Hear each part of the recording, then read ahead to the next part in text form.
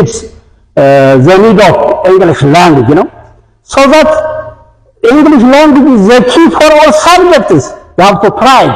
You have to get some sort of pride in learning English language, so that this training has to be continued in the coming year also, in the coming academic year. And I hope that you have got good knowledge, especially the one who communicate us, who is a communicator like, I don't know, this student, what grade are you? Grade 11 student, has got good skill, especially the accent, the accent. Not only the grammatical aspect, the accent. When you go abroad, the only skill you will get is, the only language that you can communicate for every community is the English language. So that, please attend it very closely. The other important thing that you should have to do is punctuality, Unless you are punctual, you can't attend the training very well. So that punctuality is the thing that matters. You have to be punctual. I have visited the training site for one day. At that time, students were getting here and there.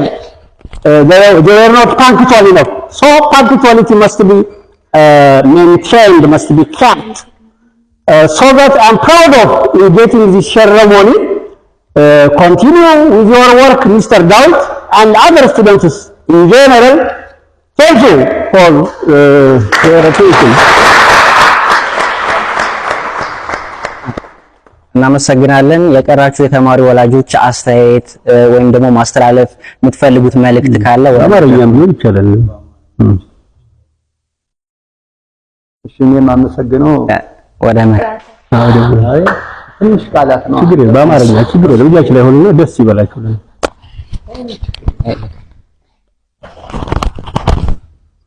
እኔም አመስገን የምፈልገው ቲቸር ዳዊትን ነው።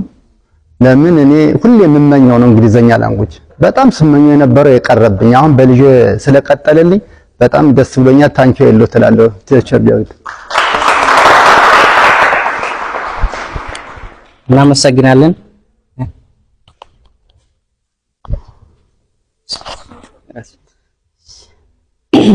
በመጀመሪያ እድሉ ስለተሰጠኝ አመሰግናለሁ። በልጆቼ ፊት ቆሜ ለመናገር ስለበቃውም ደስ ብሎኛል። ሚስተር ዳዊትንም በጣም አመሰግናለሁ። በቃ እኔ ላይ ያልተሰራ ስራ ልጆቼ ላይ ስለተሰራ በጣም ነው የማመሰግነው። በጣም ማለት መናገር ያቅተኛል። መናገር ስለሚያቅተኝ ነው። ከዚህ የበለጠ ማለት ነው ከዚህ የበለጠ ልጆች ሌሎችም በየሌላ ቦታ በየማይሆን ቦታ እኔም ስለማያቸው ማለት ነው እነዚህን ተነሳሽነት አይተው ይሄ አዳራሽ ሙልት ብሎ የዛሬ ዓመት ደግሞ እንድናከብረው በጣም እመኛለሁ ከልቤ ማለት ነው። ከልቤ በእውነት በቃ እኔ እንጃ ምን እንደምል ራሱ አላውቀውም። በጣም አመሰግናለሁ። ልጆች ለዚህ መብቃታቸው በጣም አመሰግናለሁ። እግዚአብሔር ይስጥልኝ። እንጀራ ይውጣልህ። እውነት እኔ አላውቅም ምን እንደምለው ራሱ አላውቅም። አመሰግናለሁ። እሺ እናመሰግናለን። እሺ ተመራቂ ተማሪዎች በቅድሚያ እንኳን ደስ አላችሁ፣ እንኳን ለዚህ አበቃችሁ።